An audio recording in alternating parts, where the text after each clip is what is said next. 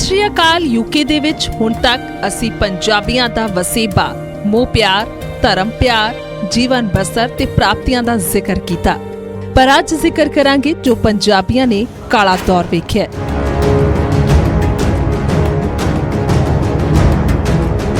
ਤੇ ਲੋਕੀ ਕਹਿੰਦੇ ਨੇ ਕਿ ਪੰਜਾਬ ਨੂੰ ਇੰਡੀਆ ਨੂੰ ਛੱਡ ਕੇ ਲੋਕੀ 7 ਸਮੁੰਦਰ ਪਾਰ ਇੰਗਲੈਂਡ ਆਏ, ਕੁਝ ਕਹਿ ਲੋ 8 ਸਮੁੰਦਰ ਪਾਰ ਕਰਕੇ ਅਮਰੀਕਾ ਪਹੁੰਚ ਗਏ, ਲੇਕਿਨ 7.5 ਸਮੁੰਦਰ ਪਾਰ ਕਰਕੇ ਨਾਰਦਰਨ ਆਇਰਲੈਂਡ ਕੌਣ ਆਇਆ?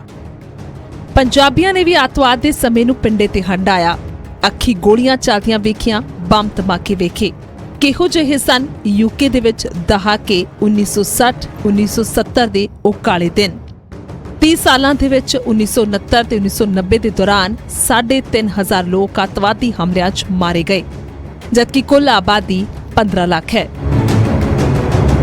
ਯਾਦ ਰਹੇ ਕਿ 30 ਸਾਲਾਂ ਵਿੱਚ 69 ਟੂ ਅਬਾਊਟ 98 ਇੱਥੇ 3,500 ਲੋਕੀ ਮਾਰੇ ਗਏ ਟੈਰਰਿਸਟ ਅਟੈਕਸ ਵਿੱਚ, ਜਦਕਿ 15 ਲੱਖ ਆਬਾਦੀ ਹੈ ਤੇ ਬਹੁਤ ਕਿਲਿੰਗ ਹੋਈ ਹੈ ਇੱਥੇ।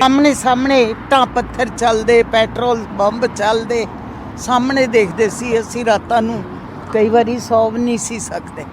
ਲੇਡੀਜ਼ ਸੜਕ ਦੇ ਉੱਤੇ ਇੱਦਾਂ ਲੇਟ ਜਾਂਦੀਆਂ ਸੀ, ਸੜਕ ਨੂੰ ਬਲੌਕ ਕਰਕੇ, ਜਿਨ੍ਹਾਂ ਨੂੰ ਦੇਖ ਕੇ ਹੀ ਡਰ ਲੱਗਦਾ ਸੀ, ਗੱਡੀਆਂ ਨੂੰ ਰੁਕਣਾ ਪੈਂਦਾ ਸੀ। ਅਸੀਂ ਯੂਥ ਲੈਵਲ ਦੇ ਉੱਤੇ ਯੰਗ ਬੱਚਿਆਂ ਦੇ ਵਿੱਚ ਕਿੱਦਾਂ ਨਫ਼ਰਤ ਪੈਦਾ ਹੁੰਦੀ ਹੈ ਇਹਨਾਂ ਦੋਨਾਂ ਦੇ ਆਪਸ 'ਚ ਬਿਲਟ, ਇਹ ਸਾਰਾ ਕੁਝ ਦੇਖਿਆ।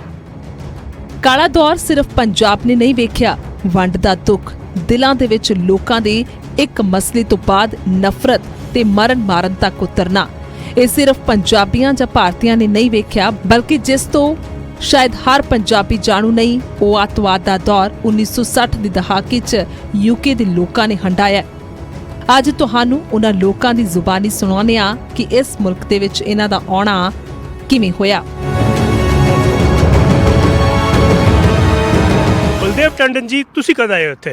मैं 1964 में यहाँ पर आया हूँ जी, मार्च 1964 में जी। और आकर मैं, मेरा ब्रदर ने मेरी काफ़ी हेल्प की थी उत्थे जी। की करते सीगे इत्थे? वो भी ही used to do door to door business करता सीगा जी। सूट के साथ फड़ के तो डोर टू डोर कपड़े भेजदा सीगा जी। ਇੱਥੇ ਕੱਪੜੇ ਵੇਚਦੇ ਸੀਗੇ हाँ जी, ਤੇ ਪੰਜਾਬ ਤੋਂ ਇੱਥੇ ਆਏ ਸੀਗੇ? हाँ जी, कपड़े भेजते सी इत्थे आके जी।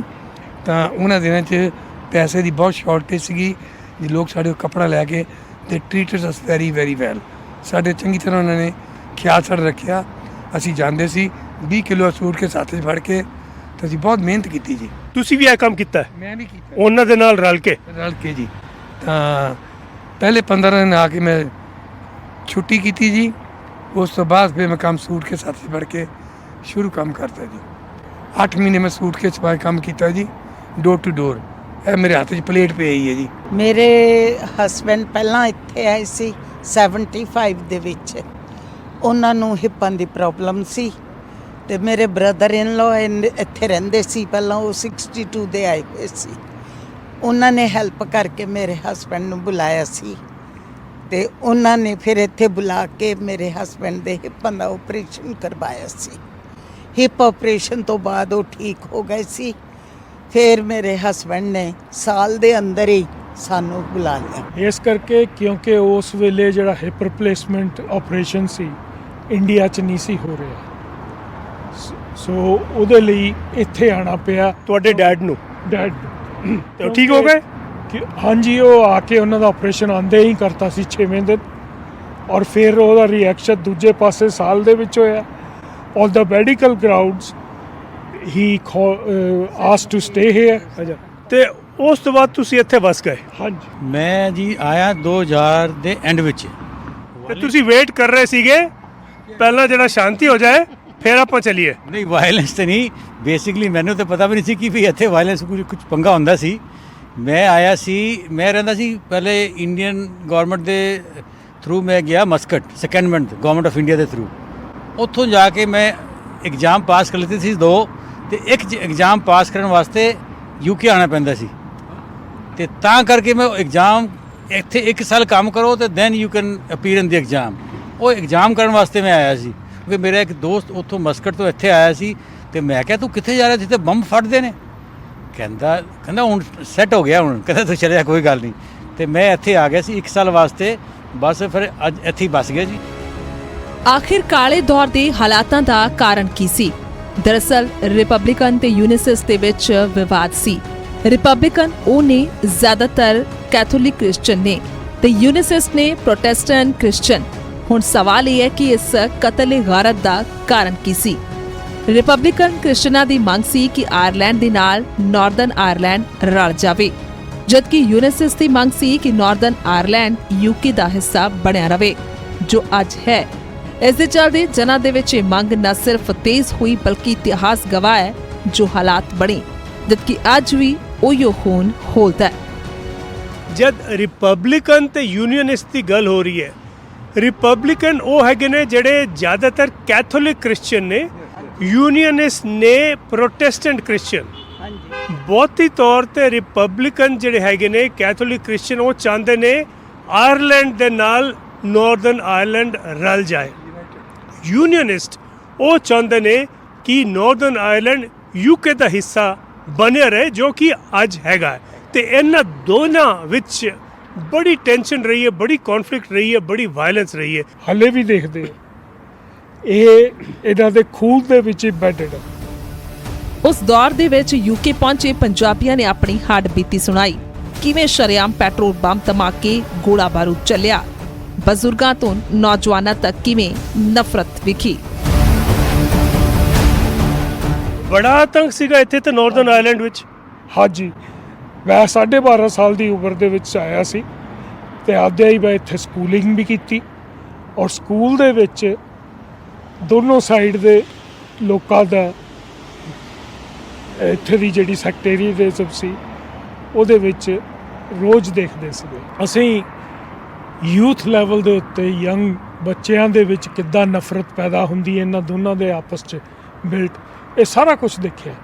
ਕੌਣ ਪੈਰਾਮਿਲਟਰੀਜ਼ ਨੂੰ ਜੁਆਇਨ ਕਰਦਾ, ਕਿੱਦਾਂ ਰਿਕਰੂਟ ਕਰਦੇ ਆ, ਉਹ ਸਾਰਾ ਪ੍ਰੋਸੈਸ। ਅਸੀਂ ਲਾਈਮਸਟੋਨ ਤੇ ਰਹਿੰਦੇ ਸੀ ਇੱਥੇ ਬੈਲਫਾਸਟ ਦੇ ਵਿੱਚ, ਤੇ ਸਾਡੇ ਸਾਹਮਣੇ ਇੱਕ ਸਾਈਡ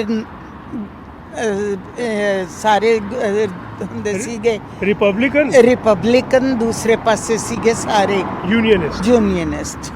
ਤੇ ਸਾਹਮਣੇ ਇੱਟਾਂ ਪੱਥਰ ਚੱਲਦੇ, ਪੈਟਰੋਲ ਬੰਬ ਚੱਲਦੇ, ਸਾਹਮਣੇ ਦੇਖਦੇ ਸੀ। ਅਸੀਂ ਰਾਤਾਂ ਨੂੰ ਕਈ ਵਾਰੀ ਸੌਂ ਵੀ ਨਹੀਂ ਸੀ ਸਕਦੇ।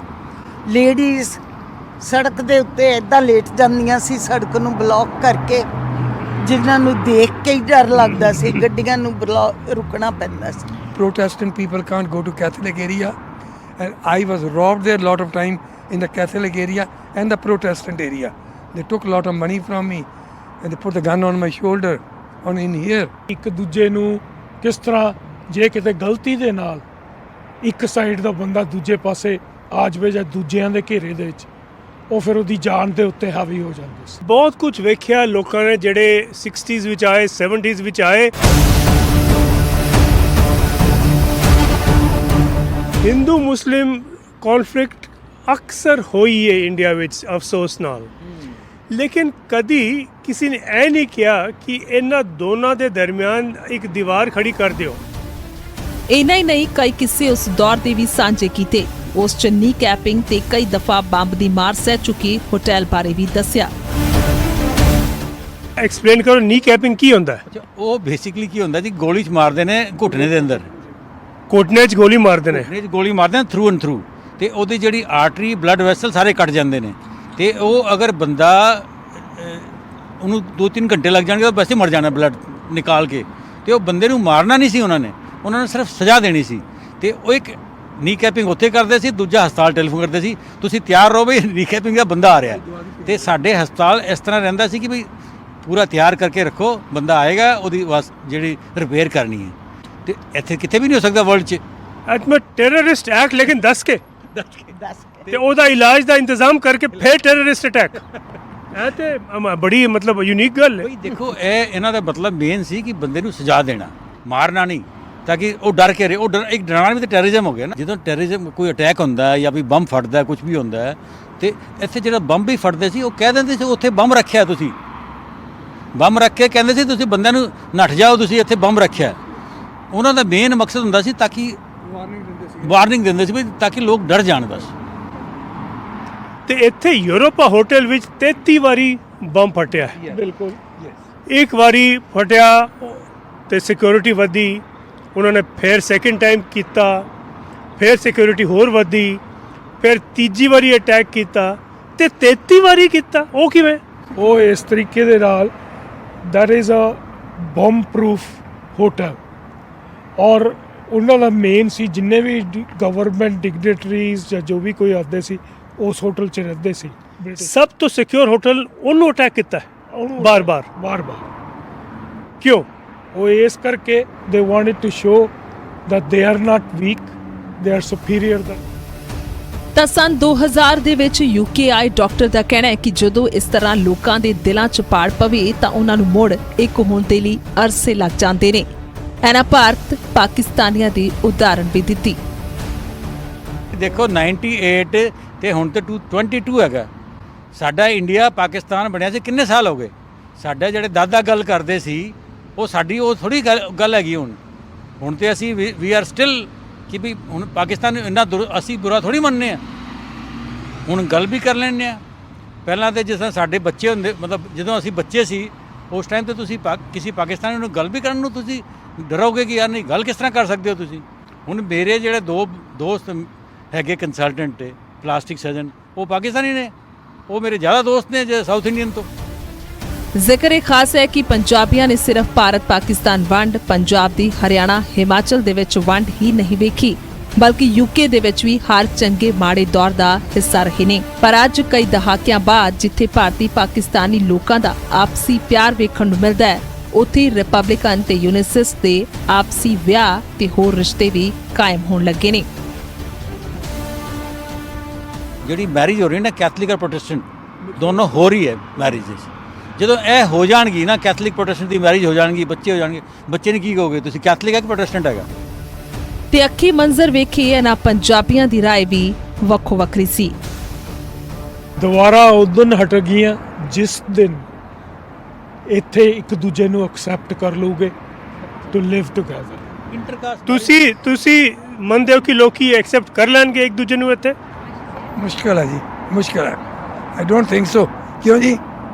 ਨਹੀਂ ਕਰੂਗੇ ਜੀ, ਨਹੀਂ ਕਰੂਗੇ। ਫਾਈਨੈਂਸ਼ੀਅਲ ਐਜੂਕੇਸ਼ਨ ਜਦੋਂ ਇਹ ਆ ਜਾਏਗੀ ਨਾ, ਦੇਖੋ ਜੋ ਮਰਜ਼ੀ ਕਹੋ ਕੈਥਲਿਕ ਏਰੀਆ ਡਿਪਰਾਈਵਡ ਏਰੀਆ ਤੇ ਸੀ, ਜਦੋਂ ਇੱਕ ਵਾਰ ਐਜੂਕੇਸ਼ਨ ਆ ਜਾਏਗੀ, ਪੈਸੇ ਆ ਜਾਣਗੇ, ਫਿਰ ਲੋਕਾਂ ਨੇ ਭੁੱਲ ਜਾਣਾ ਕਿ ਕੌਣ ਕੈਥਲਿਕ ਤੇ ਕੌਣ ਪ੍ਰੋਟੈਸਟੈਂਟ। ਪੁਰਾਣੀ ਚਲੋ ਇਹ ਦੁਆ ਹੈ ਇੱਥੇ ਕਿ ਦੇਖੋ ਜੀ ਕੌਣ ਕੈਥੋਲਿਕ ਕੌਣ ਪ੍ਰੋਟੈਸਟੈਂਟ ਛੱਡੋ, ਸਾਰੇ ਅਮੀਰ ਹੋ ਜਾਣ ਤੇ ਪ੍ਰੋਬਲਮ ਸੋਲਵ। ਯੂਕੇ ਤੋਂ ਸੰਜੇ ਸੁਰੀ, ਨਿਊਜ਼ 18 ਪੰਜਾਬ।